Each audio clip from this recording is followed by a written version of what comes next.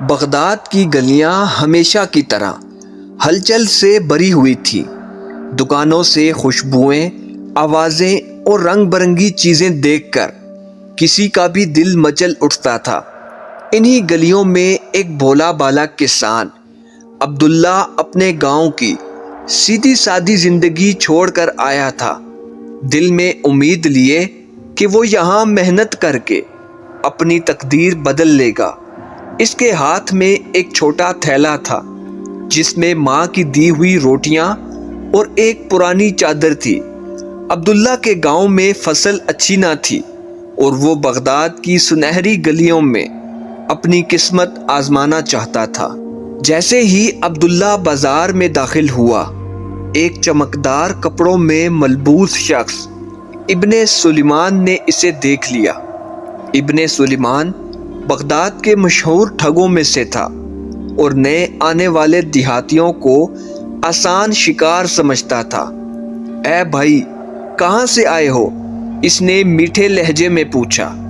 عبداللہ نے اپنی کہانی سنائی اور ابن سلیمان نے موقع دیکھ کر اسے ایک سنہری انگوٹھی دکھائی جو بظاہر اصلی لگ رہی تھی۔ یہ صرف تمہارے نصیب میں لکھی تھی، سستے داموں دے دوں گا۔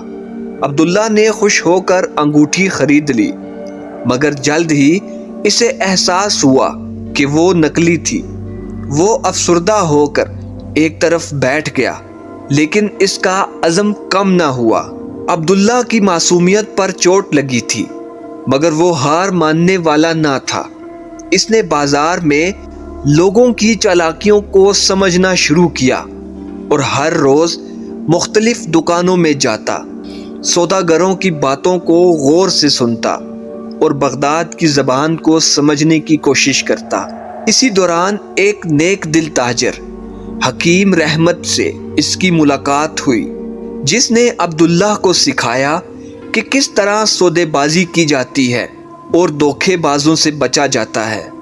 عبداللہ حکیم کی دکان میں کام کرنے لگا اور مختلف معاملات میں تجربہ حاصل کرنے لگا۔ ایک روز عبداللہ نے بازار میں سنا کہ ایک قافلہ بغداد سے دمشق جا رہا ہے، جہاں سونا بہت مہنگا بکتا ہے۔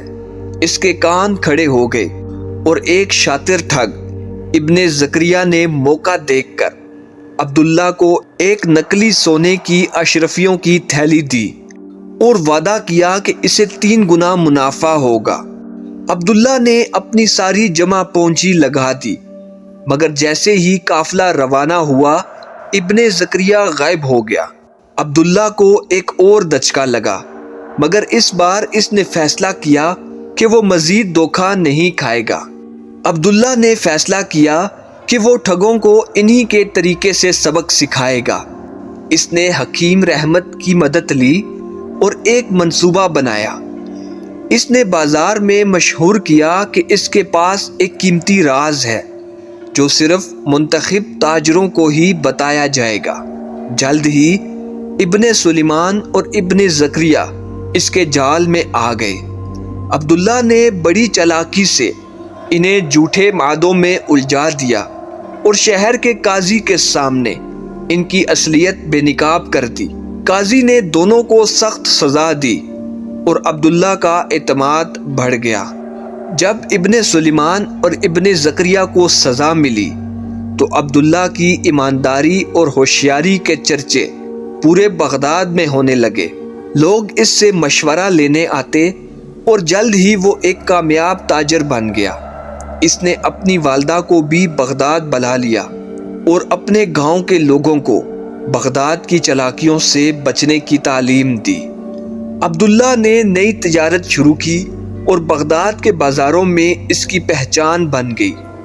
وقت کے ساتھ ساتھ عبداللہ کو نئے چیلنجز کا سامنا بھی کرنا پڑا۔ نئے ٹھگ نئے حربے لے کر آئے، مگر اس بار عبداللہ تیار تھا۔ وہ بغداد کے مشہور تاجر کے ساتھ معاملات کرنے لگا اور اپنے اعتماد سے ہر مشکل پر قابو پانے لگا۔ عبداللہ نے تجارت میں مزید تجربہ حاصل کیا اور بغداد کے بڑے تاجروں میں شامل ہونے لگا۔ کہانی کا اختتام اس بات پر ہوتا ہے کہ کہ عبداللہ نے ثابت کر دیا کہ دیہاتی زندگی کے ساتھ اگر عقل اور تجربہ ملا دیا جائے تو دنیا کا کوئی بھی دھوکے باز اس پر غالب نہیں آ سکتا۔ وہ اب ایک مشہور تاجر تھا جو بغداد کے بازاروں میں عزت کی نظر سے دیکھا جاتا تھا۔ اس کی ایمانداری اور مستقل مزاجی نے اسے ایک مقام دلایا اور وہ بغداد کے کامیاب تاجروں میں شمار ہونے لگا۔ یہ کہانی عبداللہ کی جدوجہد، چالاکی اور کامیابی کے سفر کو دلچسپ انداز میں بیان کرتی ہے، جو قارئین کو بغداد کے قدیم بازاروں کی سیر کراتی ہے اور انہیں دھوکے سے بچنے کی ترغیب دیتی ہے۔ دوستو، اگر آپ کو یہ کہانی اچھی لگی ہو تو ویڈیو کو لائک کریں، چینل کو سبسکرائب کریں اور ویڈیو کو دوستوں کے ساتھ لازمی شیئر کریں۔ شکریہ۔